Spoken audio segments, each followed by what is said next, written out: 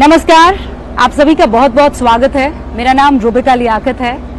हम माँ गंगा की गोद में हैं और इस वक्त हमारे साथ काशी का लाडला, हीराबा का लाडला, देश के बड़ा प्रधानमंत्री नरेंद्र दामोदर दास मोदी जी। बहुत बहुत स्वागत है आपका। जय माँ गंगे, जय महाकाल। कैसे हैं आप? मैं वैसा ही हूँ जैसा चुनाव प्रारंभ हुआ उसके पहले था। ये चुनाव आपके लिए इतने महत्वपूर्ण क्यों है?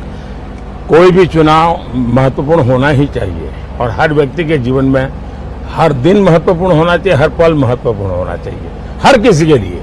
मैं हर एक को कहूँगा कि ऐसा ही होना चाहिए। अच्छा, ये बताइए, फर्ज कीजिए कि अगर आप प्रधानमंत्री बन जाते हैं तीसरे टर्म में, तो वो पहली चीज क्या होगी जो आप देश को देंगे? आप इतना बड़ा क्वेश्चन मार्क क्यों लगा रही हो?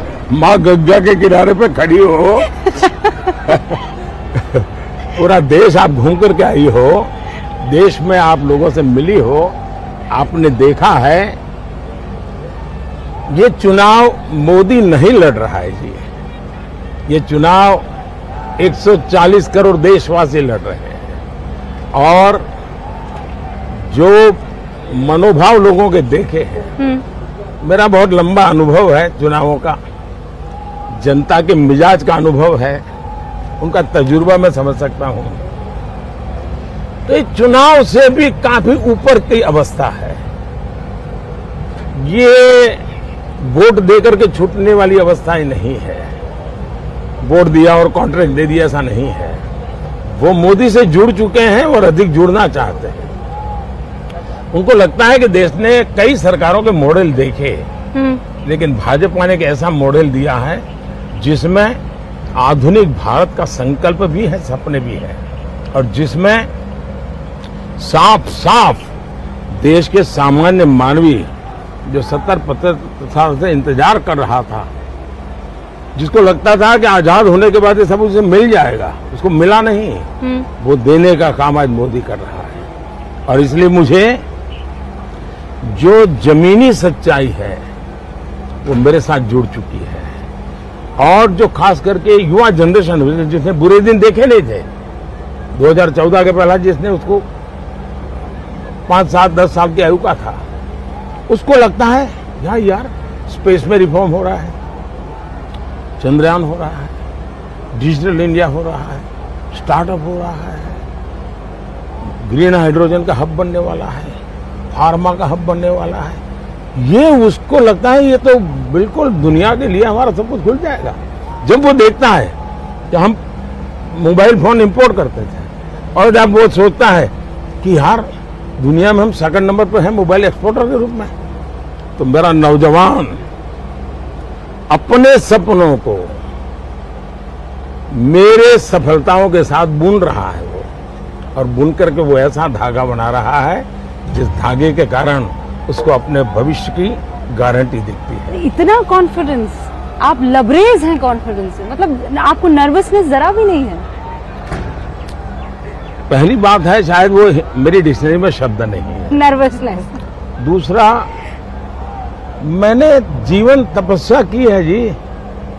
मेरा पल पल मैंने खपाया है, देशवासियों के लिए खपाया है, अपने लिए नहीं खपाया है। और मैंने इनके लिए इसलिए खपाया है कि मुझे मालूम है कि बहुत ही डिजर्विंग लोग हैं। इनके साथ 70 साल तक अन्याय हुआ है, और जब उनके आंसू कोई पहुंचता है, उनके टॉयलेट की कोई चिंता नहीं है, वो भूल नहीं सकता है। कोरोना का कठिन काल, चूल्हा बुझने नहीं दिया था, बच्चों को भूखा सोने नहीं दिया था। क्यों?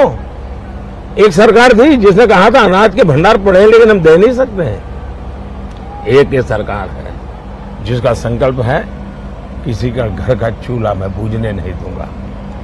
ये जो इमोशनल साइड है आपका, 15 साल से ज्यादा वक्त गुजरात में, 10 साल यहाँ केंद्र में, एक बहुत ही कड़े प्रशासक के तौर पर आपकी एक इमेज जो है निकल कर आई है, लेकिन हाल के दिनों में ये दिख रहा है कि आपका एक कोमल मन है जो रह रहकर बाहर आ जाता है। आप बहुत इमोशनल आदमी हैं लेकिन उसे दुनिया से छुपाते हैं। ऐसा है कि अब टीवी का जमाना है तो लोगों को पता चल जाता है। ये कोई बाद में आई हुई चीजें नहीं होती हैं, जन्मजात होती हैं। और वो शायद मेरी स्ट्रेंथ भी है, दुनिया के नजरों में वो वीकनेस भी है, और विरोधियों के लिए ताना मारने का एक अवसर भी है। लेकिन मैं इन सबसे से परे हूं। मोदी आपका बच्चा है, आपने इसको बनाया है, आपने इसको पाल करके बड़ा बनाया है। कुछ कमी रह गई मैं ठीक करूंगा, अच्छा होगा तो आगे बढ़ाऊंगा। मैंने 2 पर्सनालिटीज आपकी बताई, एक तो बेहद इमोशनल, एक कड़ा प्रशासक। लेकिन आपके विरोधी इन दोनों के इतर एक ऐसी इमेज आपकी उकेरते हैं जिसमें आप ऑटोक्रेट हैं, तानाशाह हैं, जहां आपके कोई राजनीतिक साथी साथ नहीं होते हैं, आप किसी का साथ पसंद नहीं करते। वो कहते हैं ये आदमी क्या समझेगा परिवार, इसका तो परिवार ही नहीं है। सचमुच में सवाल उनको पूछना चाहिए कि आप देश के लिए निकले हो, परिवार के बाहर कब निकलोगे? ये सवाल उनको पूछना चाहिए। अब कांग्रेस पार्टी का पूरा कैंपेन फैमिली कैंपेन बन गया है। बाकी सारे दल इंडिया अलायंस के हैं। आप तमिलनाडु देखिए, परिवार कैंपेन कर रहा था। आप कर्नाटका देखिए, परिवार कैंपेन कर रहा था। आप आंध्र देखिए, परिवार कैंपेन कर रहा था। आप तेलंगाना देखिए, परिवार कैंपेन। आप उत्तर प्रदेश देखिए, 2 परिवार कैंपेन कर। जम्मू कश्मीर देखिए, 2 परिवार कैंपेन कर रहे हैं। सवाल मीडिया के उनको होने चाहिए कि क्या हुआ कि इतने साल के बाद भी आप परिवार से बाहर निकल क्यों नहीं पाते हो? मैं परिवार से जुड़ा नहीं हूं, ये गुनाह नहीं होना चाहिए, गर्व होना चाहिए। ये लोकतंत्र की सबसे ऊंची अमानत है कि जो इंसान अपने परिवार के लिए नहीं जीता है, जो इंसान देश को अपना परिवार मानता है, मेरा भारत मेरा परिवार, उसके लिए जीता है। अब ये क्वेश्चन मार्क लग जाए तब मुझे होता है कि क्या इरादे होंगे।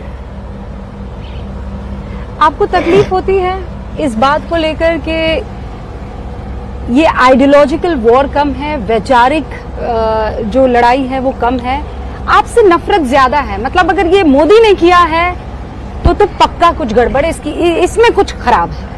कठिनाई ये है कि जब इंसान तर्क के आधार पर, तथ्य के आधार पर और जमीनी हकीकतों के आधार पर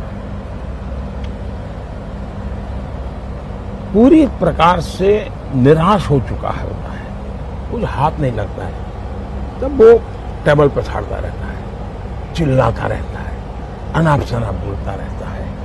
अब मेरे सामने 2 रास्ते हैं कि जो हो हल्ला हो रहा है मैं अपना ध्यान उसमें केंद्रित करूं कि मैं जिस संकल्प को लेकर के चला हूं मैं अपने आप को वहां समर्पित करूं। तो मैंने अपने आप को अपने संकल्पों के लिए समर्पित कर दिया है और मैं योगा का इंसान हूं। मैं ध्यान को जीता हूं, मैं ध्यान करता हूं इसलिए मैं ध्यान को जीता हूं। और इसलिए कितनी ही कोलाहल के बीच में मैं अपने आप को निर्विकल्प, निराकार संकल्प के साथ जुड़ा हुआ है, चला जा रहा हूं। मुझे आपको ये एहसास नहीं, मतलब आपको सच में तकलीफ नहीं होती? आप वाहिद ऐसे शख्स हैं पॉलिटिकली जिसको इतना कोसा गया है, और ये अतिशयोक्ति नहीं है जब मैं आपसे कह रही हूँ। मतलब आप किसी भी पर्सनालिटी को सोचिए तो उसको विपक्ष की तरफ से ऐसे नहीं कोसा गया जैसे आपको कोसा गया है। हमारे शास्त्रों में कहा है कि निंदक नियरे राखिए, और मैं ये साफ मानता हूं अगर इतने आलोचक न होते, टीवी मीडिया का वो जमाना में थोड़ा कम था, लेकिन जो भी बैठे थे वो एक विचारधारा से प्रेरित लोग थे, वेस्टेड इंटरेस्ट ग्रुप से जुड़े हुए थे, तो उन्होंने सोचा कि इस आदमी को गालियां दे दे करके हम इस पूरे एक इंस्टीट्यूट को और पूरे एक विचार प्रवाह को ही तबाह कर देंगे। ये भूल गए कि उन्होंने ऐसा करके मुझे बहुत बड़ा बना दिया, वरना मुझे कौन जानता था ये गालियों देने के कारण। और इसलिए मैं आपको आश्चर्य, मैं गुजरात में पब्लिक मीटिंग करता था ना, हाँ। तो मैं पूछता था कि कोई काले झंडे वाला आया है कि नहीं आया है। तो फिर वो मेरे सामने, मैंने कहा भाई 2-4 काले झंडे वाले लाइए, तभी तो कल अखबार में आएगा कि मोदी जी ने इतना बड़ा कार्यक्रम किया। मैंने कहा एक लाइन नहीं छपेगी, 2-4 काले झंडे वाले रखो भाई, क्योंकि मेरा पॉजिटिव प्रचार संभव ही नहीं है। तो मैंने कहा कोई नेगेटिव वाला आ जाएगा तो कम से कम ये खबर आएगी कि मैं मोदी उस गांव में वो कार्यक्रम कर रहा था, क्या कर रहा था वो भी नहीं आएगा, तो फिर कोई सोचेगा। एक बार मेरे यहाँ कुछ लोग आए गुजरात में, हाँ। वो कह रहे, वो मिठाई विठाई लेकर के आए और बड़े 40-50 गांव के प्रधान आ गए, बोले हमारे गांव में 24 घंटे बिजली हो गई तो हम आपको सम्मान करने आए। हाँ। मैंने कहा झूठ बोल रहे हो, 24 घंटे बिजली हो ही नहीं सकती। नहीं बोले हो गई है। मैंने कहा बताओ किस अखबार में छपा है, किसी टीवी में आया क्या? नहीं बोले वो अखबार में तो नहीं आएगा। तो मैंने कहा आपकी बात मान लो, बोले मान लो। चल मैंने कहा चलो मिठाई खिलाओ। तो मैं इन चीजों से निकला हूँ, तो मैंने इसका आनंद लिया है। हम एक कार्यक्रम कर रहे हैं मोदी जी, न्यूज 18 इंडिया का वो कार्यक्रम है मोदी वतन मुसलमान। हम ज्यादातर उन जगहों पर जाते हैं जहां पर मुस्लिम मतदाता भारी संख्या में है। पहले आलम अलग था और आज की तारीख में मैं आपको पूरी गंभीरता से और संजीदगी से कह सकती हूँ कि ऐसे ऐसे मुसलमान आगे आते हैं जो आपके लिए जान दे सकते हैं। और एक उनका वाक्य है, ना दूरी है ना खाई है, मोदी हमारा भाई है, बड़ा जोर शोर से ऐसे करते हुए नजर आते हैं। बावजूद उसके आप उस धारणा को तोड़ने में क्या नाकामयाब रहे हैं कि मोदी मुसलमानों का नहीं है? पहली बात यह है कि ये मुद्दा मुसलमान का नहीं है। इंडिविजुअल मुसलमान कितना ही मोदी के साथ होगा, लेकिन एक निश्चित विचार प्रवाह है जो उनको आदेश करता है कि आप ये करो या आप वो करो, उसके आधार पर वो निर्णय करते हैं। जहां तक मोदी का सवाल है, क्योंकि मैं स्कूल में, एक तो मेरा जो घर है ना, मेरे अगल बगल में सारे मुस्लिम परिवार हैं, तो हमारे घर में ईद भी मनती थी, हमारे घर में और भी त्योहार होते थे। मेरे घर में ईद के दिन खुद का खाना नहीं पकता था, सारे मुस्लिम परिवारों से मेरे यहाँ खाना आ जाता था, क्योंकि मेरे परिवार, हम रहते वहीं हैं, मेरा घर वहीं है, मेरे यानी 5 कदम के बाद मुस्लिम परिवार है। जब मुहर्रम निकलता था तो हमारा कंपलसरी होता था कि उससे नीचे से निकलो, जैसे परिक्रमा करते हैं ना मंदिरों, ताजिए के नीचे। हाँ, तो ताजिए के नीचे से निकलो, हमें सिखाया जाता था। तो मैं उस दुनिया से पला बढ़ा।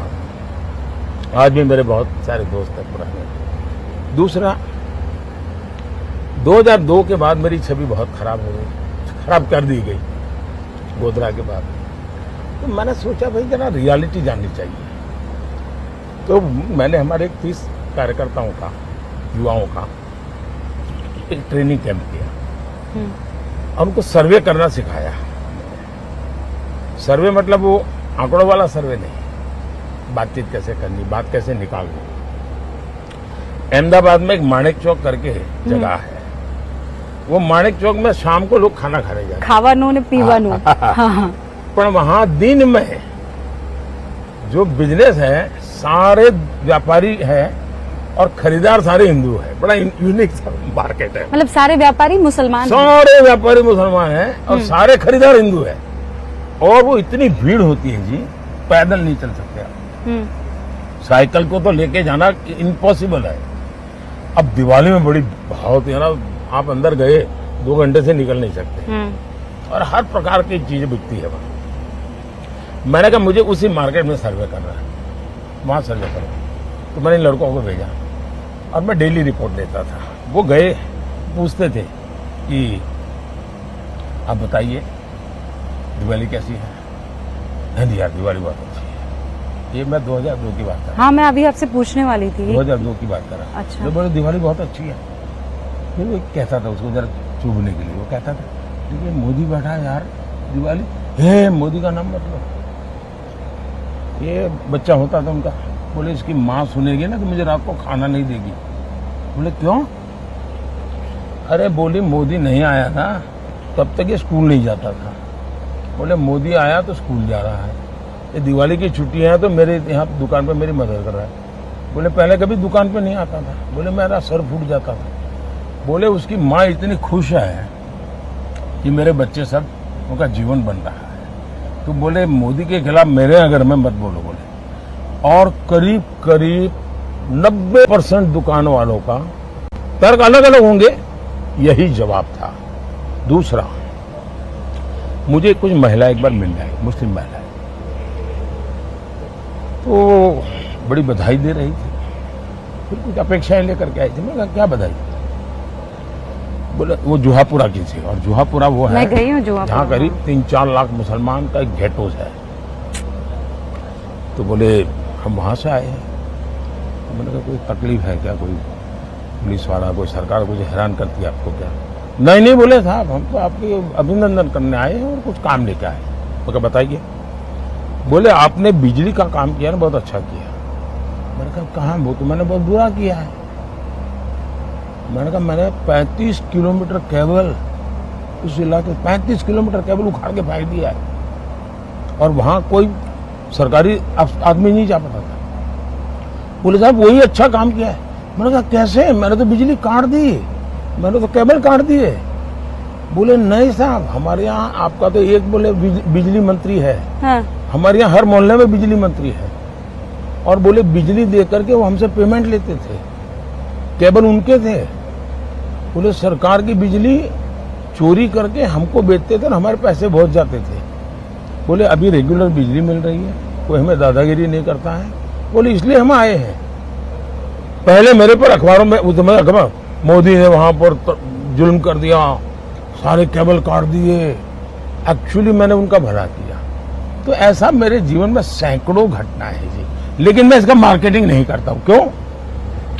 मेरा पहले से मंत्र रहा है सबका साथ सबका विकास। मैं वोट बैंक के लिए काम नहीं करता हूं, और जो गलत है वो सब मैं गलत कह के रहूंगा।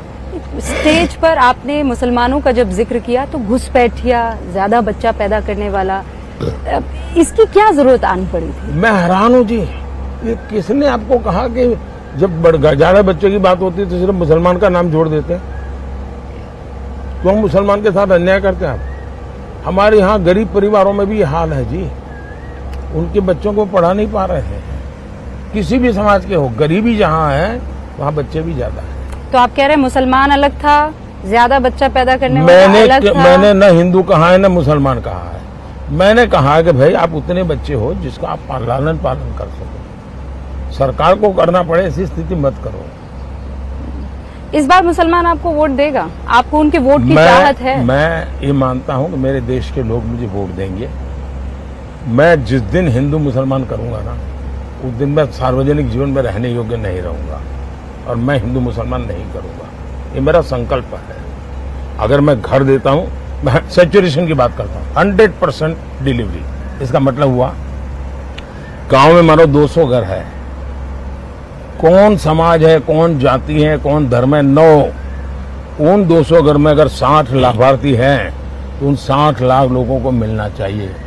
और जब मैं 100% सैचुरेशन का मतलब होता है वो सच्चा सामाजिक न्याय है, वो सच्चा सेक्युलरिज्म है। जब आप उसमें करप्शन की भी संभावना नहीं रहती कि आपको मालूम है भले उसको मंडे को मिला है ना, अगले मंडे को मेरा नंबर लग जाएगा। नहीं, इस बात की गवाह तो मैं भी हूँ। हाँ। मुसलमान ये बात कहते हैं, हाँ। और ये मानते हैं कि उनके घर पे सड़क आई है, बिजली आई है, उनके घर पे सिलेंडर आया है, शकीला और शकुंतला में किसी तरह का कोई अंतर नहीं है। हाँ। और ये रहा आपका नमो घाट। कैसा लगता है जब आप ये देखते हैं तो? कैसा लगता है ये बदलाव? पहली बात है कि मैं मानता हूँ कि काशी में घाट और काशी की पहचान है, लेकिन उसमें आधुनिकता होनी चाहिए, व्यवस्थाएं होनी चाहिए, और उसमें से मुझे एक ये नमो घाट बनाने का विचार आया। और इन दिनों शाम को बहुत बड़ी मात्रा में लोग यहाँ आते हैं, तो वो पुराना और इसको जोड़ करके देखते हैं। और मैंने उस पुरानी परंपराओं को भी बचा के रखा है, और मैंने उसको आधुनिक रूप भी दिया, विरासत भी। और लगातार गंगा को नमन। यहाँ क्यों आते हैं? नमो गंगा, ये नमो गंगा है। बहुत खूब। अच्छा, ये बताइए, जो मेरे 2 क्विक आखिरी सवाल है। पहला तो ये कि ये कहा जाता है कि 400 पार अगर मोदी ले आएगा तो फिर विपक्ष क्या करेगा? विपक्ष एक मजबूत स्थिति में होगा तभी तो लोकतंत्र चल पाएगा।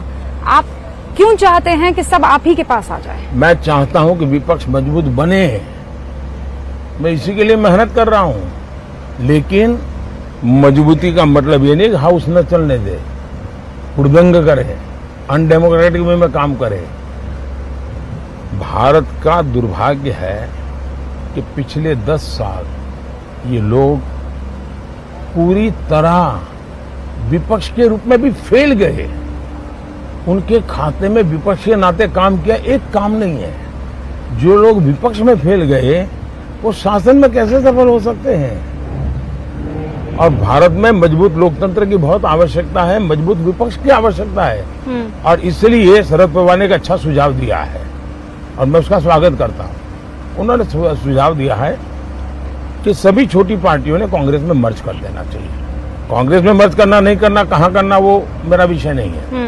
लेकिन इसका अर्थ मैं ये निकालता हूं, अगर ये मर्ज हो जाते हैं, क्योंकि उनको चिंता ये है कि इस चुनाव में मान्य विपक्ष संभव नहीं होगा, इतने सीटें भी नहीं आएगी कोई रिकॉग्नाइज ऑपोजिशन बने। और इसलिए अगर मर्जर कर देंगे तो नंबर थोड़ा हो जाएगा, तो हम मान्य विपक्ष बनेंगे। दूसरा, आपको आश्चर्य होगा, मैंने कानून में परिवर्तन किया। हमारे यहाँ बहुत सी योजना ऐसी है, बहुत सी कमेटियां ऐसी है जिसमें लीडर ऑफ अपोजिशन बैठ सकता है और बड़े महत्वपूर्ण निर्णय होते हैं। तो मैंने कानूनी परिवर्तन किया कि भाई लीडर ऑफ अपोजिशन है ही नहीं, क्योंकि 2014 से 19 तो उनके पास सीटें नहीं थी। मैंने कहा लार्जेस्ट पार्टी का लीडर उसको बिठाओ। मैं इतना डेमोक्रेट हूँ, वरना मैं नहीं बिठाता, मुझे कोई जरूरत नहीं थी, लेकिन फिर भी मैंने किया है। मुझे पता है वक्त की कमी है, लेकिन पिछली बार जब मैंने आपका इंटरव्यू लिया था और बहुत से लोग हैं जिन्होंने इस सवाल पर बहुत खिल्लियां उड़ाई थी, लेकिन वो सवाल मैंने इसलिए पूछा था कि खेत में गन्ना काट रही एक औरत ने मुझसे ये कहा था। और आज फिर मैं वो सवाल आपसे पूछूंगी। 5 साल पहले मैंने आपसे कहा था आप थकते क्यों नहीं हैं? आज 5 साल बीत जाने के बाद आप ज्यादा एनर्जेटिक मुझे लग रहे हैं, ज्यादा आपने रैलियां की है, ज्यादा आप काम कर रहे हैं। आप वाकई थकते क्यों नहीं हैं? पहले जब तक माँ जिंदा थी मुझे लगता था कि शायद बायोलॉजिकली मुझे जन्म दिया गया है। माँ के जाने के बाद इन सारे अनुभवों को मैं जोड़ करके देखता हूं तो मैं कन्विंस हो चुका हूं। गलत हो सकता हूं, लोग लेफ्टिस्ट लोग तो मेरे धज्जियां उड़ा देंगे, मेरे बाल नोच लेंगे। मैं कन्विंस हो चुका हूं कि परमात्मा ने मुझे भेजा है। ये ऊर्जा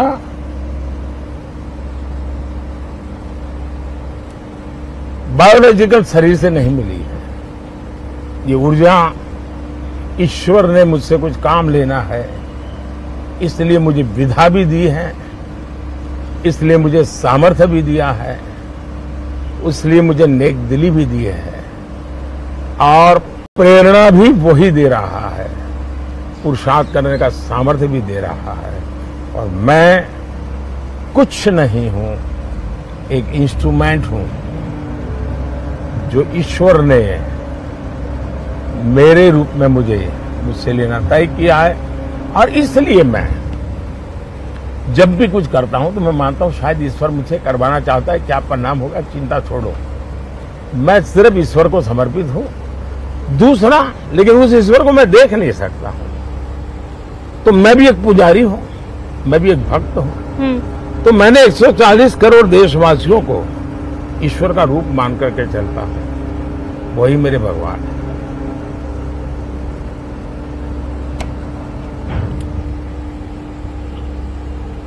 आप भगवान के बीच में हैं और भगवान आपके साथ है, माँ आप में समाई हुई है। आपको खूब सारी शुभकामनाएं। बहुत बहुत धन्यवाद। 4 जून को फिर हो सकता है आपसे मुलाकात हो। ख्याल रखिएगा। धन्यवाद जी, थैंक यू।